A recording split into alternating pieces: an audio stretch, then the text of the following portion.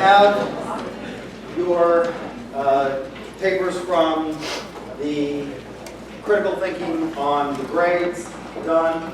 I was going to post the solution to this on Tuesday before I graded them, and then I started grading them, and I realized that some of you, this is a critical thinking exercise, so it's not just coming up with the right numbers, which some groups didn't get the right numbers.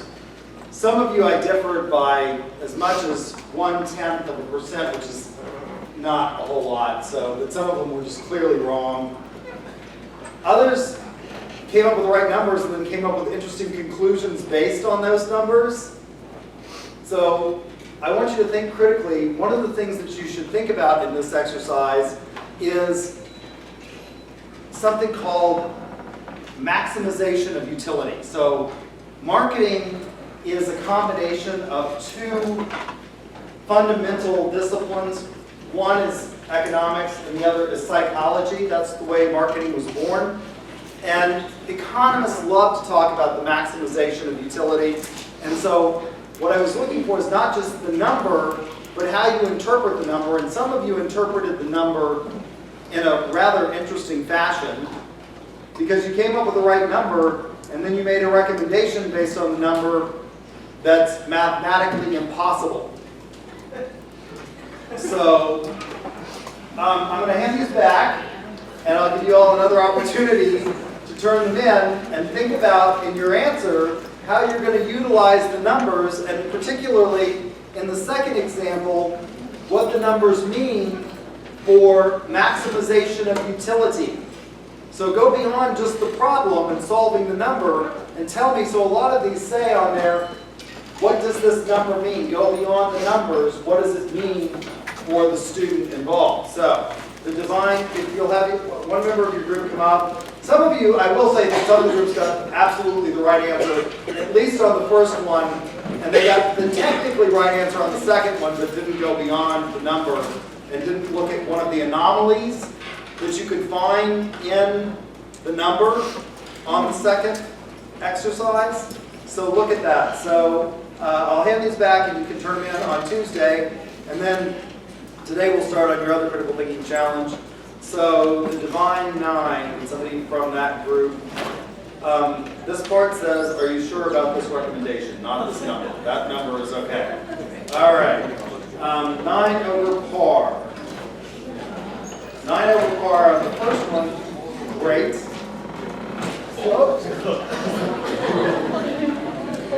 Are you okay? All right. Let's see. This one, the group didn't put their name. Mason, Evans, Jade, Davis, Shelby, Paulson. What's your group name? Critical Expo. Okay, put your group name. So I said, what else can you glean from this? Let's see. This group is Brittany Rutledge, Cindy Phillips, Quentin Simons. What's your group name? Is that it? What's your group name? Okay, put your group name on these so that I can pass it out by group if I go back. Eddie Flores, Rachel Payne.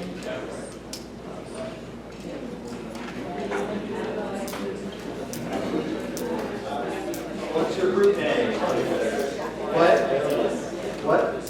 Celis. Okay. Let's see. Kale, Durant, Jesse, Richardson. That group. Maybe it's five gel. What is it? 6.1. Oh, okay, sorry. Let's see. Dan Tran, Keith Collins.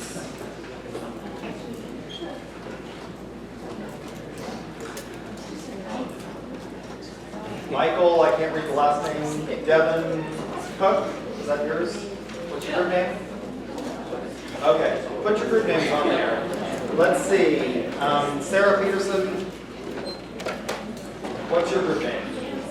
Okay, be sure and put your group name along with your name on these. The analytics, they put their group name on. The analytics. The money team.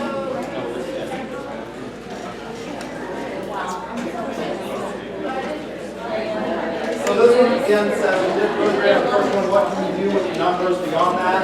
The marketeers.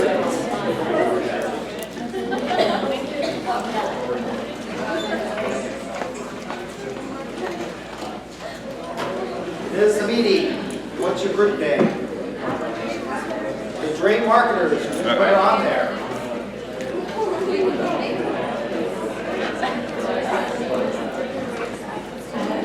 You also didn't put your math on there.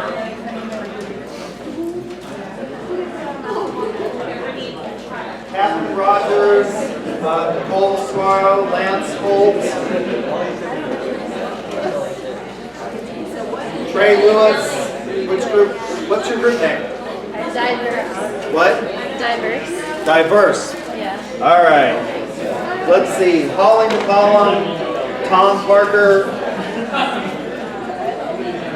Risky business. Risky business. We'll put it All down. right. And this one is Tyler Bowers, Jody Hale, Brayden. Did everybody get their group paper back? Any group not get their? I've never lost any papers so long as I've been here, knock on wood. Even when they went flying out of my truck one time, so I try to get papers back if I'm handing it back to you. So every group got theirs. All right, let me reposition the camera. All right, so the question for today's critical thinking challenge was, I put up, by the way, lecture 5 on D2L. It's been posted to YouTube, so you should be able to get that if you're looking for it. And today's critical thinking challenge is, what is justice and what does this question have to do with marketing? So which group wants to go first? Who wants to go first? All right, yes ma'am. Okay, our team is critical exposure, and we said justice is the act of ensuring that everyone has the right to equal and fair treatment no matter what race, gender, or social economic background one originates from. This extends to all situations in the workplace and casual encounters throughout one's life. This definition varies throughout the world and across regions. Marketers know this and must tailor their efforts to appeal to a variety of consumers. For example, today American businesses must be careful not to offend or exclude certain interest groups. Technological advancements allow consumers to exact their own definitions of justice on businesses via the internet. Okay, so you focused on this idea of equality, not based on some kind of arbitrary, capricious characteristic like race or gender or things like that. That's good. What about, you said something about it allows each individual to judge. Do you think that's true? Is justice individualistic, or is it more broadly based than the individual? I think it could definitely be both, because everybody has their own idea about what's right. Okay. How to play. So you've got some idea of subjectivity. But at the same time, as Americans, I'd say we all have a general idea of what's right too. Okay, but you're saying as Americans, the rest of the world doesn't. Yeah, so, yeah. Okay. All right. So maybe culture plays some role. All right, very good. And what does it have to do with marketing? Marketers have to be extremely careful to watch what they. Basically, we said what you market here in America might not be right, fair, or just in another country. So marketers have to be really sensitive about this. Okay. All right, so culture plays a role. All right, very good. Who else? Yes, sir? Cultures, justice within the market speaks of a more allocation of products and services to the customer base based on the societal and political atmosphere of the region, Markets plays with different consumer base, or one product might be ethical and successful, the same product might be restricted in more than other ones. For justice, we must decide what is fair and equal to sell in certain regions. Okay, fair. So we've got equal twice. We've got culture. We've got an allocation of resources. That's a good idea because obviously this has something to do with it. How are we going to divide up what we have, the stuff in a society, along a just lines? That's a good start. Fairness, equality. We'll talk just a little bit if we get some more people that say these things. What do we mean by that? So is another group. Okay. We're the marketeers. Justice makes an individual feel morally right. Although justice can vary from person to person, in marketing there has to be a common ground in market to an audience. Some target markets have to be stereotyped and generalized in order to market to them, but all morals are not the same. Our justice system is based on right and wrong, but from person to person, right and wrong vary. So justice is not usually served to everyone in all situations. Justice for society should outweigh justice for an individual. Justice can mean to be appreciated properly. In that sense, marketing failures occur when certain audiences aren't represented fairly. Okay, so we've also got fair. You've got something to do with situations. I think that's important. Yes, Is it- and in the baker case, he was forced to make the cake anyways, saying that justice was served to the couple but not to the baker. So justice couldn't be served to both parties, but society benefited from the justice served. Okay, so we talked about the Baker case not wanting to necessarily, when we talked about this idea of the environmental scam and how the civil rights movement has impacted social, economic, and ultimately then marketing, we talked about how, you know, these rules and regulations that we've evolved and developed can play a role and are important to marketers. And so like in the Baker case where he didn't want to bake the cake for a gay couple, what is the just result there? I don't know. So we've got some idea of situation, subjectivity, that's all good. All right, who else? Yes, ma'am? Our group said justice is the quality of being fair and reasonable, protecting the rights of others, and potentially the punishment of wrongs might be included in that definition as well. We talked about what it has to do with marketing, is that all businesses and marketing forms need to follow the same rules and regulations that you need to keep in mind to market fairly, not to discriminate, on various age, race, nationality, gender, sexuality, which we talked about. But there's also some kind of like unwritten rules, right? Like certain things you don't say that you kind of need to, I don't know, just to follow the rules. Okay. Rules, the law is important. You also touched on equality, fairness. I like this reasonable punishment. This is what we might call the desserts theory, the just desserts theory. We'll talk about that. Okay. Who else? Yes, sir. Yes. So my team is the Divine Nine. Pretty much we said justice is a sense of equality and fairness. It deals with the behavioral treatment to others and the act of being impartial. How does justice pertain to marketing? It basically works hand in hand. The sales of marketing, the sales of products and marketing are distributed equally and fairly. We believe that marketing is portrayed as in a justly way by like basically saying being honest about your product. If you are not honest about your product, people will not sell it, so your company won't strive. We also touched on points like how marketing is not like, it does not discriminate by age or race. It might be like specific for like a common age, but it does not X out those younger ages that want to buy and want to be in it because that's like canceling out money.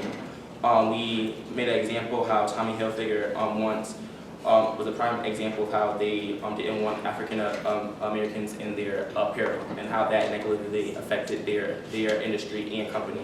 And we just explained that all in all, you can't really market without being justly because that would just harm your company's sales and productivity. Okay, so you've got this idea in your answer about justice being good for business. It's a good business practice. Benjamin Franklin would agree. And we'll talk about that when we talk about virtues, okay? So I think that's a good idea. That's a good response. What else do we have? Our group's all in one said justice is essentially treating those according to what's morally right and fair. However, what's considered just may vary depending on your country. ethnicity, culture, even time period. Like in Plessy versus Ferguson, the Supreme Court declared segregation just, but obviously, if the school systems segregated schools in our current time, that would be a massive controversy. So back in the 1890s, that was considered normal.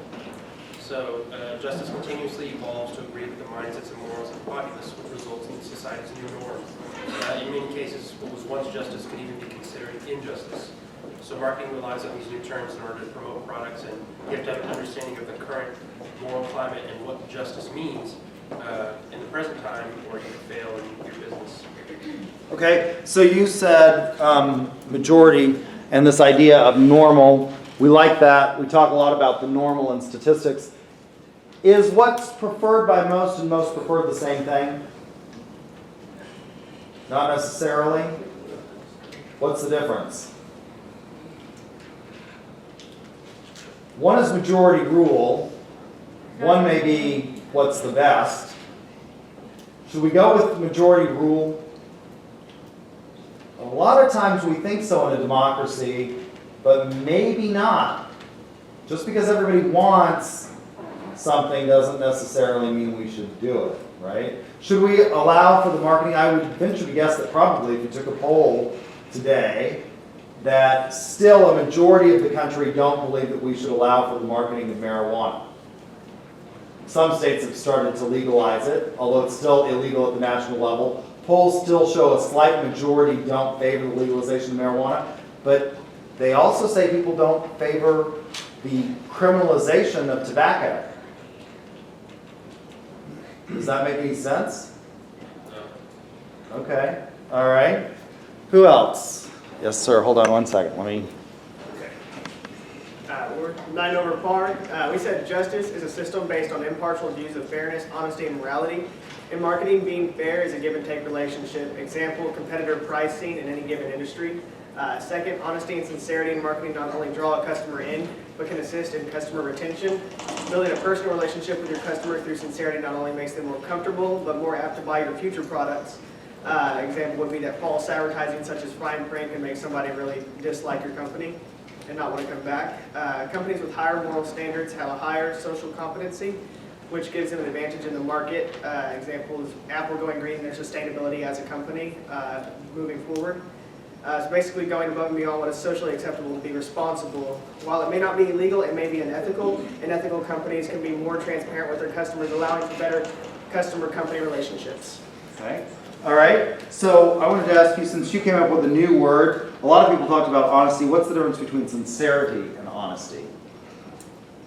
Sincerity is doing it like well, once again, it's not illegal, but it's unethical. So being sincere just allows you, that's that one more foot in the door with your customer. I'm not just honest, but I'm glad that I'm being honest to you. Okay, so sincerity is sort of an internal, you feel really what you're saying. I mean, you may be being brutally honest, but you might not really feel that way. And so sincerity is about this connection, I guess, between an internal compass On and an then emotional level, yeah. on an emotional level. Okay, all right, very good. Who else? Let's see, one second, let me go here. All right, go ahead. We're the dream marketers, and we said that justice is equal respect and treatment for everyone.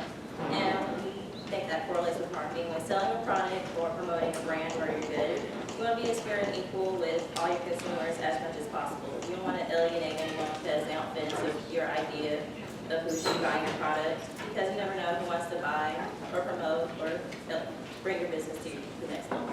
All right, very good.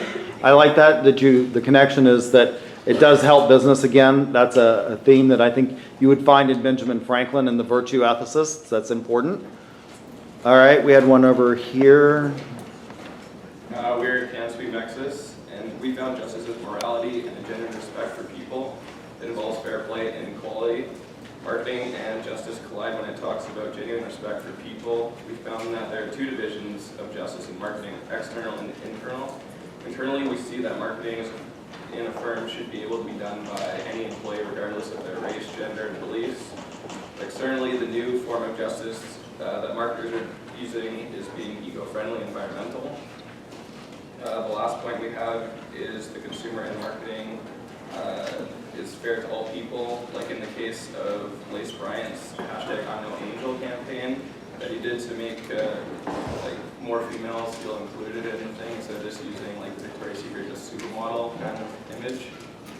Okay, all right. I think that this is important, this idea of that there has to be some external and some internal. And you could also see that even within the person, right? That there's got to be this internal struggle that the person has in their external relationships, but certainly in the corporate world, you touched on this and talking about the internal and the external customers, and I think that's an important idea and concept, and this idea of respect. That's important, I think, when we talk about other people and recognizing that it has to do with our relationships with other people. I think those are all important ideas. Do we have, all right, let me, okay. First, we define justice, and justice is defined as the process or result of using laws to fairly judge and punish crimes or criminals. Then ethics is the study of proper business policies and practices regarding potentially controversial issues such as corporate social responsibility. As an example, cigarette companies have to abide by laws made in the justice system in order to sell their product. These companies also fund foundations that run the Truth campaign, which is their ethical responsibility. There are ethical choices that every company has to make when it comes to marketing. Okay, right. And one of the things that you touched on is this idea of corporate social responsibility. And one of the things that we talk about in the literature and marketing ethics now is this idea of the triple bottom line. It used to be that businesses focused solely on that maximization of utility and that profit line. And there's now a recognition in this idea of corporate social responsibility, and somebody else, another group, talks about sustainability, that there's a triple bottom line. It's people, planet, and profit. So you have to think about all of those things when you're thinking about a business and doing good as a business, and whether or not you should be ethical as a business. Milton Friedman, by the way, would say businesses have no ethical obligation other than to be profit makers for their shareholders. There's problems with that in that it leads to problems which are called externalities. In economics, that's where you have something that's an unintended consequence. So I think this idea of corporate social responsibility is important. Who else? All right, so we're the money team. We said justice is determining what is just and unjust. So with that being said, not everyone is going to have the same opinions, so you're not going to please everybody. So it affects marketing by making the company choose what they believe is fair to everybody, which in turn kind of their ethical opinion is going to come out in that. So if you look at companies like Chick-fil-A, they're not open on Sundays. There's something that they believe is fair for their customers, their employees, which is in turn showing their ethical decisions. You look at Hobby Lobby and some of the lawsuits they went through. You look at Burger King, they wrap some hamburgers in rainbow wrappers supporting the gay movement. So everyone has their different opinions of what's fair or what's just and unjust, so therefore their ethical decisions are going to come out. So with that being said, when you choose your beliefs, in turn you're going to choose to gain or lose customers from different demographics. Okay, so there's a consequence and a result, and this idea of a reaction to your, for every action there may be a reaction to what you're doing, and I think that's important. Go back, what was one of the things that you talked about? Oh, Chick-fil-A. What about, is that, I don't want to put words in your mouth or your group's mouth, would you say that's a value that they have? Yes. So this idea of being closed on Sunday, so values are important maybe? And one of the things that's important there is that in Built to Last, they discovered that highly successful companies had core sets of values, and that was important. Those companies that were long-lasting, that had been in business over 100 years, had this deeply held set of values that influenced their culture within the organization. The interesting thing about values, though, is that not all of the values had to be good. The executives at Philip Morris were described as being ruthless, cold, calculating, and saying that they saw nothing wrong with selling a product to people that they did not need. Is that interesting? You don't necessarily have to have good values. All right, do we have any others? Okay, all right. So what I think we see if we look at these two boards is that we have a lot of sort of grouping of ideas in terms of this idea of what is justice and how it relates to marketing. I think you all did a really good job of connecting how important it is to understand this concept of fairness, maybe, and its impact on marketers and on the ability for businesses to do well. But maybe there should be something more to it. Maybe you should want to do good for the sake of doing good in and of itself. And this leads to a question of knowledge, which is one of the three great questions of philosophy. So, one of the things that we have to determine is what is it that we can know. And if we look at this list, we see a lot of similarities, but do we really know any of these things? How do we know them? What is it that we can know, and how can we know it? So let's try a simple experiment. What is this? It's a table. How many of you say it's a table? See a lot of hands going up. It's a separation between us and Okay, so we've got one dissent. I'm just saying it is. It's a barrier. Are you sure it's a table? It says who's in charge. It's a desk? Yeah. How many of you think it's a desk? Only 2 of you think it's a desk? 3 of you think it's a desk? Most of you think it's a table. Why is it a table and not a desk? Oh, all desks have drawers? No, they don't. All desks have drawers. Okay, so this has a drawer. Is it a desk? Yes. Are you sure? It's a workstation? It's a desk? I don't know. Got a desktop on it. It's got a desktop. Does that make it a desk? Are you sure this is a table? Why is it a table? It's what? Pretty stable in fact. You're pretty sure that it's a table. Has 4 legs, you can put stuff on it. Okay, well, It is what This- you make it. oh, it is what I make it. It's got 4 legs and you can put stuff on it, so now it's a chair. It's Is a it? table because it's not a desk, but you're not using it like a desk. You don't have like your workspace on it, your computer, and everything. Well, Combination You of threw several that out products there. put You didn't together say it to on make there. whatever it's called. but there are lots of these in other classrooms and students are writing on them, so does that make it a desk in that classroom and a table in this one? Well, because they're using it as a desk. They're not using it as a table. But I'm using it as a chair. Okay, it's a chair. So it's a chair, It's a chair now for you. so it's what I say it is. Yes, it's what you make it. It could be a murder weapon, yeah. I could pick it up and wield it, you know, maybe.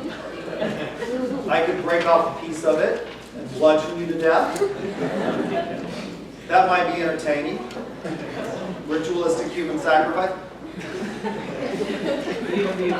Now, do you see where this is going?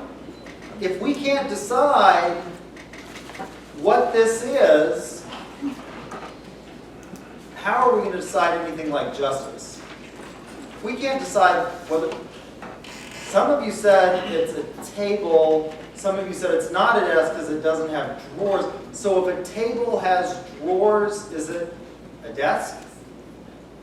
Yes. You're shaking your head, sir. You're shaking your head. Yes, you. I think the differentiation between the size, usually there's a small and bigger. Okay. So if I have a really small 3x3 table that I use to play cards on that's smaller than my desk. Oh, it's okay, well, this is hard. Now, how are we going to get to anything like, so a lot of you said fairness. What's fair? Donald Trump has talked a lot about fairness. He says, you know, I won't leave the Republican Party. He's having a meeting with Rice Priebus today at his office, and he's going to have a press conference after that because the RNC has tried to get the candidates to sign a pledge that will say that they will not run as an independent and they will support whoever the nominee is. And the reason that they're doing this is because in the last, or the first debate actually, it was the second debate because they had the children's debate before they had the real debate with the Republican candidates. They said, how many of you will take a pledge that you will not run as an independent if you don't win the nomination? And all of them held up their hand, and there was Donald sitting out there in the middle, and he says, no, people are telling me I should do it. And if I'm not treated fairly, I may consider a run as an independent. So he's going to meet with the chair of the RNC, and we'll find out today. He's supposed to hold a press conference right afterwards whether or not he's being treated fairly and will sign the pledge. I suspect, although I may be wrong in my prediction, and this may be bad for me to put this out on YouTube, I suspect that he's not going to pledge because he likes the attention being on him. It's one more way to keep the attention on him. But he talks about fairness, and when they asked him about fairness, he said, well, I know what fair is. You know what fair is. You know what fair is. It's not being treated well, but you know what it is. And I think we do think we know what it is. It's a sort of gut check. So let's think about this idea of fairness. How should I allocate the grades? Some of you said something about equality. So I'll just give all of you Fs. That's equal. I'm treating you fairly. No? Some of you are starting to cry. Fairness is related to what you heard. Oh, the desserts theory of justice. Giving people their due. Socrates, in a book called Republic, goes to this party and he starts off asking these questions. What is justice? People think they know the answer. We know about Socrates from two sources. His most famous student, Plato, who says he wrote down nothing more than what Socrates says. I don't think we can believe that. And we also know about him from the poet Xenophon. So he goes to this party in Republic and he asks, what is justice? What's the meaning of life? And somebody comes up with this. I think it's Thrasymachus in Republic. I may be wrong on that, but it's been a while since I've read it. But one of the interlocutors says, it's this idea of giving people what they deserve. So you all think that that's what I should do. You're going to take 4 exams in here, and if you get a high enough score on those 4 exams, well, actually all the exams are optional. You don't have to take any of them if you don't want to. It would be better for you if you do. But if you get to the final and you like your grade, you don't necessarily need to take the final, and you did a critical thinking exercise on that. And so you think that's fair. I'm giving you your just desserts, right? You take the exams, you study, you make the grade. It's not equality of results, it's equality or fairness based on effort. What if somebody studies really hard and they're just not a good test taker? Is that fair?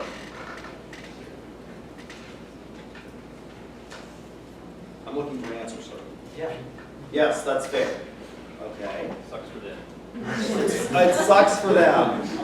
Yeah, I'm sorry. Okay. Well, is there ever a time when giving somebody their due is not? This one's hard, by the way, for Socrates to deal with this idea of fairness, this question of knowledge. One of the 3 great questions of philosophy that you should know for the first exam, the question of knowledge. The second, and these are interrelated, the question of conduct. And these are important to marketing, and then the question of governance. Because what is it we can know about our products? How can we sell them? What conduct is right in the sales of those products or the marketing of those products? And then what does government or governance have to say about these things? So these are 3 interrelated questions, the 3 great questions of philosophy, knowledge, conduct, and governance. Turns out that they're not really easy to answer. So fairness, going back to this idea of desserts.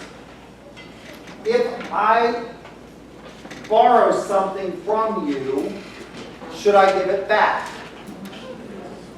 Yes, why? It's giving you your due, right? Now let's suppose I borrow a gun from you. I like to shoot, trap, and ski.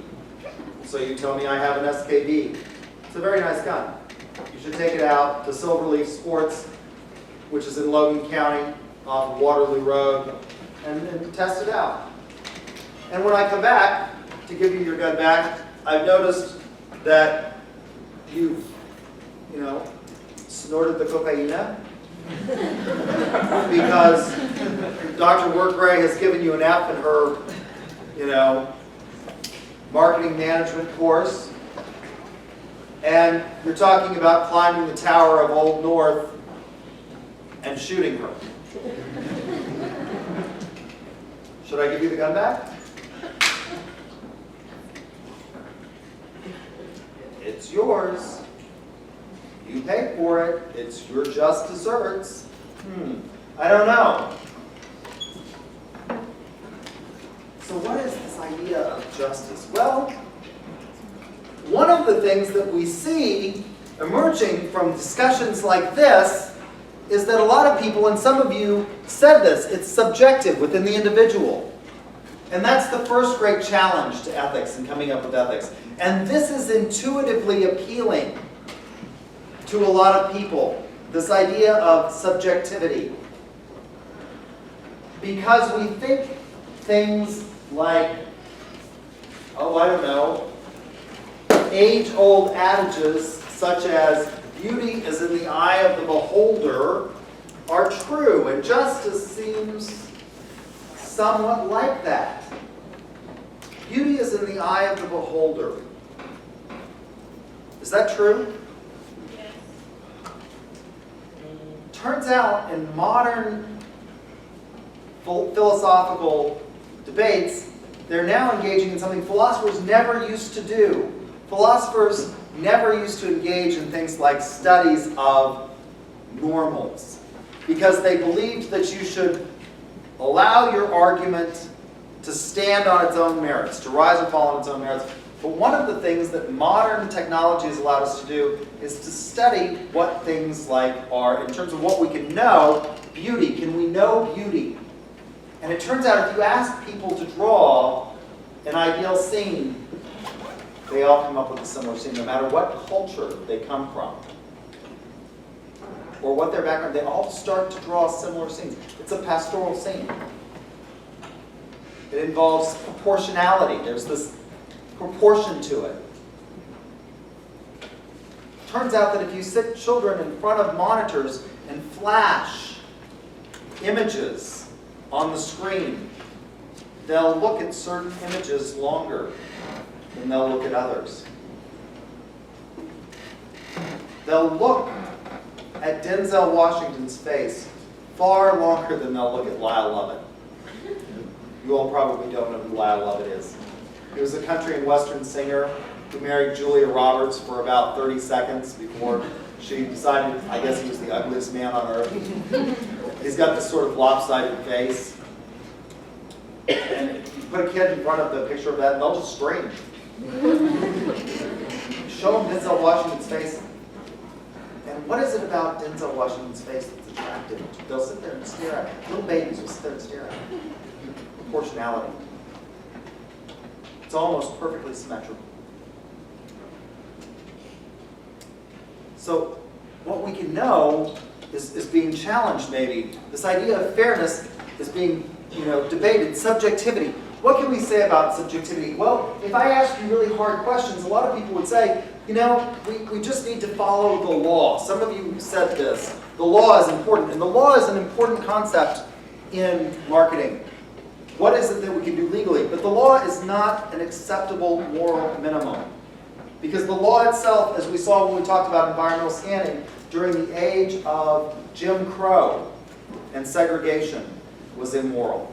The law itself may be immoral, but subjectivity continues to be very, very attractive to a lot of people, because if I ask you really hard questions, like how should I divvy up the grades, we would have all kinds of different answers. Some of you think, I bet if I had said rather than I'll give you all F's, I'll treat you all equally by giving everybody A's. How many of you would be happy with that? Some of you would be unhappy with that, wouldn't you? Why? Because I showed up, I worked harder, it would make me mad, wouldn't it? That's not fair. That I showed up, I did all the work, and you're giving them A's?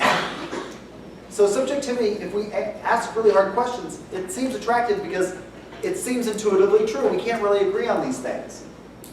If we can't even agree on a table or a desk, how are we going to agree on something as complicated as what is morally just for a business? What can we say about subjectivity? There are three things that make challenges to ethics not valid theories. And you should know these for the exam. The three things that make them not valid is that they, one, allow for exceptionalism. They allow for exceptions. They allow for me to claim I am special. This is seen in the philosophical concept of solipsism. Solipsism is the equivalent of the psychological concept of narcissism. What is narcissism? Self-loving. It's based on the myth of Narcissus, a youth who looks into a reflecting pool and falls in love with his own image. Solipsism says, as a philosophical concept, the self is all one can know. I can never really know what it's like to be somebody else. And this makes things difficult because in marketing, one of the things that we talk about in this idea, in this era of value co-creation, and this concept of the relationship era, or the philosophy of the relationship era, is an idea of empathy. Now there's a difference between empathy and sympathy, and what is the difference? Empathy is like you're putting yourself in their shoes. Yeah, you're understanding, you're putting yourself in their shoes, you're understanding what it is to be them. So I often tell students when they come to me and they say, I know I didn't do very well in your class and I really need to get a B, even though I've got a D or an F. I have a lot of empathy for you. I've been where, I know that you all think that college professors are like Venus born of the phone, and that we sort of hatched. But I did at one point in time sit where you sat, put up with a lot of boring lectures, and so I have a lot of empathy. I don't have a lot of sympathy. Right? Because I went to class, I did pretty well, I studied, you know. But to understand, now this idea of solipsism makes this idea of relationship marketing really hard, because can you ever really understand what it's like to be somebody else? There's an old Steve Martin movie, Roxanne, where he says, I could never be a woman because I'd sit at home all day and play with my own breasts. Well, the point is he'd still be Steve Martin, right? He can't possibly understand what it is to be somebody else. And so solipsism seems attractive, because you don't know what it's like to be somebody else. But we can't allow for these kinds of exceptionalism if we're going to come together and form society as a whole. These exceptions have to be very limited. We can't allow for exceptionalism. We can't allow for a person to say, I'm special, I'm unique. The second thing that makes them invalid is because they're allowing for exceptionalism, and my feelings, they lack logic.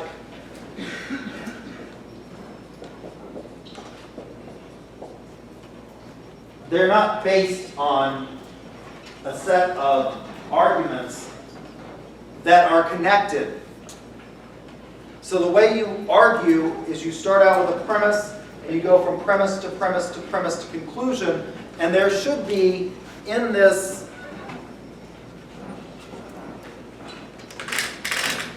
sequence of going from premise to premise to premise to conclusion, there should be a connection between these that's called a nexus that connects them, that provides for good argumentation. And then finally, because they allow for exceptions, they're not based on logic, you can't make them universal.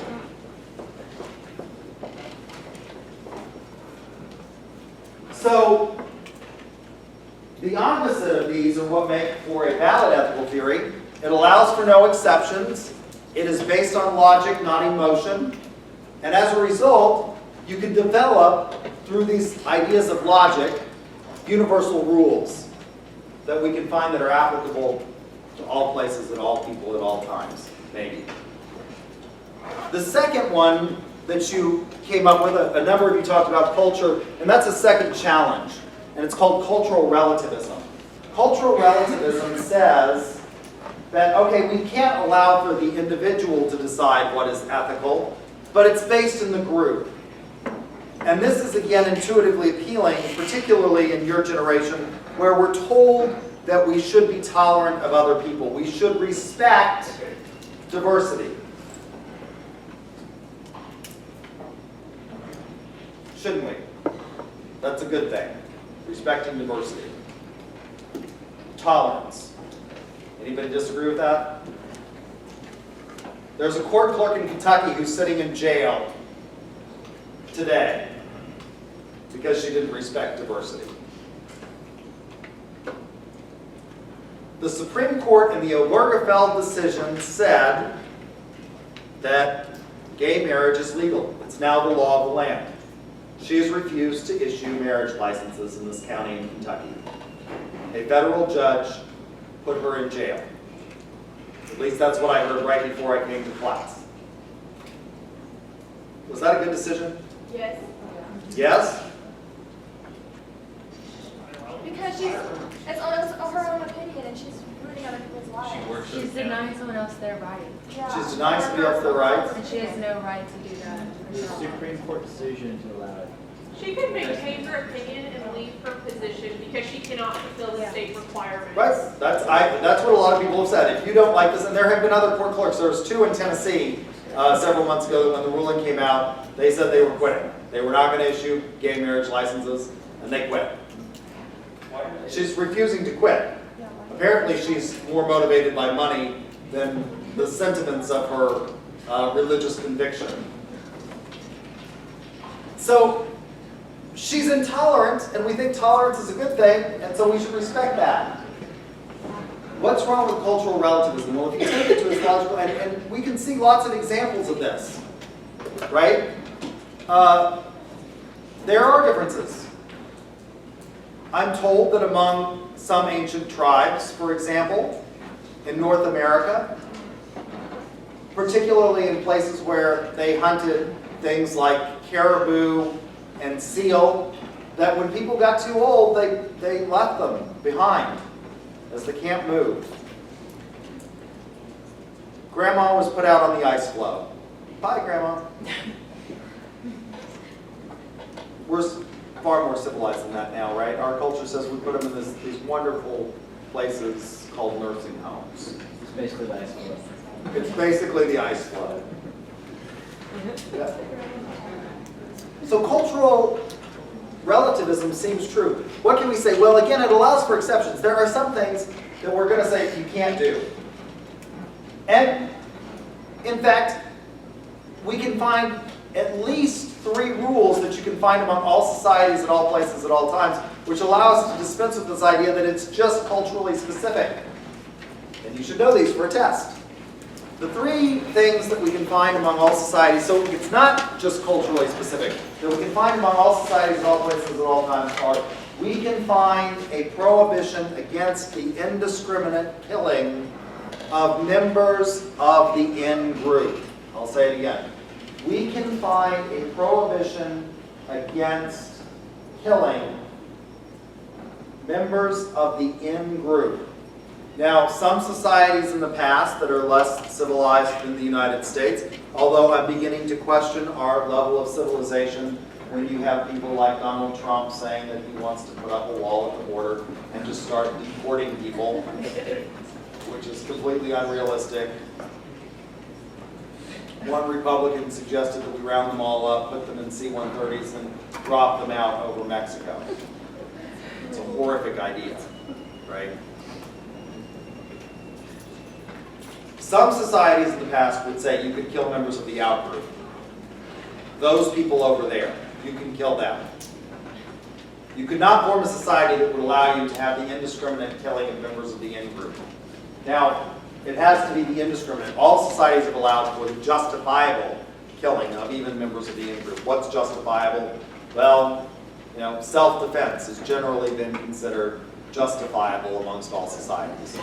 Now, how much you have the right to self-defense is even debatable within the American system. Some states require that you retreat before you use deadly force. New York, for example. Oklahoma, we're far more civilized than that. There's a presumption that if they're in your home, they are intending to do you harm, and you can smite them. Best not to do it in the back. They'll let you do that in Texas, not in Oklahoma. Differences in culture. What was that? About Texas? You can shoot them in the back. I'm joking, you can't. Texas. Just drag over the ground. You can't do that in Oklahoma.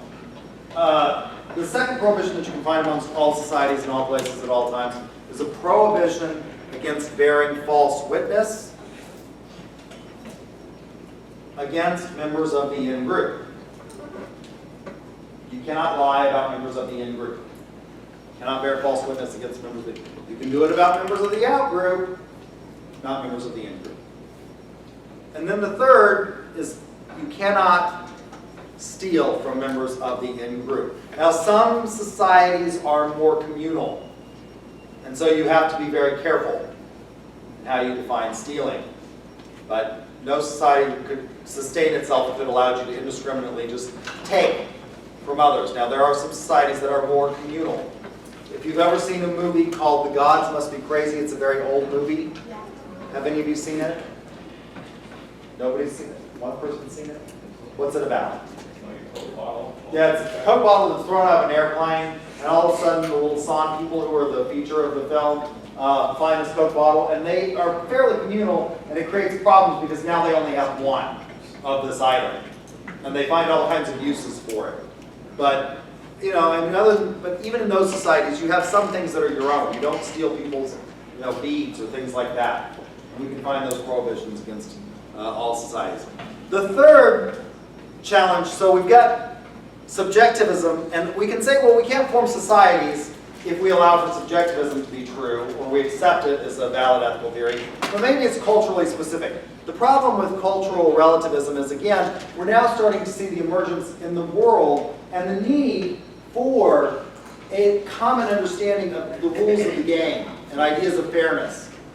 In this interconnected world, no country can any longer sustain itself just on its own. Even the United States, where we are enormously rich and abundant in terms of natural resources, can we manufacture everything that we need at this point in time? No, we can't. What's one of the biggest obvious examples of things that we can't just solely rely on ourselves to provide? Oil. Now we're getting to the point, at least they keep saying, that we might have energy independence, but I don't know, right? We're still going to rely on other people for a lot of other stuff. There's stuff that we don't make, that we need. The third challenge to ethics that you should know for the exam, and this one is one that doesn't sound right at all. So we've got subjectivity, cultural relativism. The third one is called psychological egoism. Now this one is particularly important for marketers, and something that we should think about as marketers in our advertising campaigns, product development, and things like that, because there are philosophers who say that marketing is not about serving wants and needs anymore, that we've moved beyond that to creating irrational wants and needs among our population. That marketers are basically, according to some philosophers, marketers are enormously powerful people. And we are creating irrational wants and needs in a population, and that this is leading to a condition called affluenza, where we are compulsively buying these things out of some irrational, deep-seated need to satisfy a pleasure principle. And some psychological studies using fMRI technology, which I've suggested to you before, we do in marketing. And there's a guy who has done one of these, has written an entire book, a marketer, in a book called, his name's Martin Lindstrom, and it's called Biology, B-U-I, Biology, O-L-O-G-Y, the science behind why we buy.